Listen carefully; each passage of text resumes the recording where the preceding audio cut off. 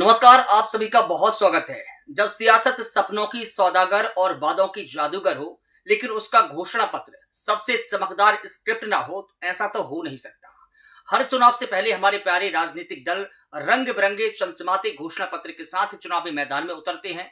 ये घोषणा पत्र इतने सुंदर होते हैं कि पढ़कर लगता है कि बस कल से देश स्विट्जरलैंड या जापान बन जाएगा। हर गली में दूध मधु की नदियां बहेंगी और हर घर से सोने की चिड़िया चहकेंगी। लेकिन जैसे ही चुनाव खत्म होते हैं, ये घोषणा पत्र भी धूल फांकने के लिए अलमारी के किसी कोने में शोभायमान होते हैं और जनता अपने साथ साथ अपनी अक्ल पर भी ताला मार लेती है।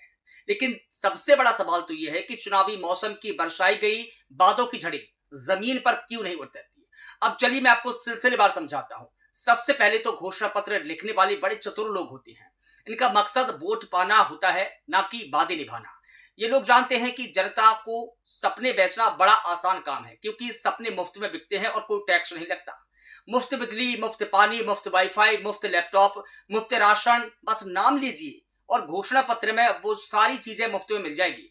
लेकिन सत्ता में आने के बाद नेताजी को अचानक याद आता है कि अरे खजाना तो खाली है, हम तो मजाक कर रहे थे। जनता ने सीरियस ले लिया। ये बहाना तो आपने सुना ही होगा। और दूसरा सबसे बड़ा कारण है समय का पहिया। घोषणा पत्र में लिखा होता है कि हम 5 साल में बेरोजगारी खत्म करेंगे, लेकिन सत्ता में आते ही नेताजी को पता चलता है कि 5 साल तो बहुत कम समय है। बेरोजगारी खत्म करने के लिए सड़कें बननी चाहिए, सड़कें बनाने के लिए टेंडर निकालना पड़ेगा और टेंडर में अपने चहेते ठेकेदार को देना पड़ेगा और फिर ठेकेदार को कमीशन देना पड़ता है। सब 5 साल में तो क्या 5 जन्म में भी नहीं होगा और 5 जन्म भी इनके लिए काम पड़ जाए। नेताजी जनता को समझाते हैं कि देखो, हमने तो कोशिश की, लेकिन विपक्ष ने संसद में या विधानसभा में हंगामा कर दिया। तीसरा और सबसे बड़ा मजेदार कारण है जनता की स्मृति। हमारे नेताजी सब जानते हैं कि भारतीय जनता की याददाश्त चिड़िया के दिमाग जितनी होती है। आज वादा किया, कल भूल गए। अगले चुनाव में फिर नया घोषणा पत्र, फिर नई स्कीम और जनता फिर वही सपनों के जाल में फंस जाती है। इस बार तो पक्का जनता हर बार यही सोचती है कि हर बार नेताजी उसे नया सपना थमा देते हैं। और हाँ, घोषणा पत्र में कुछ वादे ऐसे भी होते हैं जो सुनने में तो बहुत अच्छे लगते हैं, लेकिन इनका कोई मतलब नहीं होता। जैसे हम सामाजिक समरसता को बढ़ावा देंगे।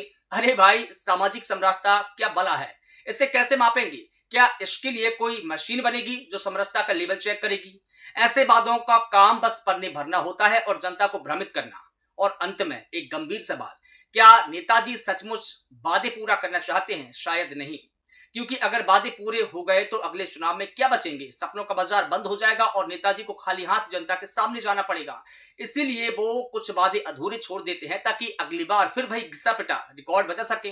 तो मेरे प्यारे देशवासियों, अगली बार जब आप कोई घोषणा पत्र पढ़ें तो उसमें एक फंतासी उपन्यास की तरह लें, सीरियस बिल्कुल भी नहीं लेना।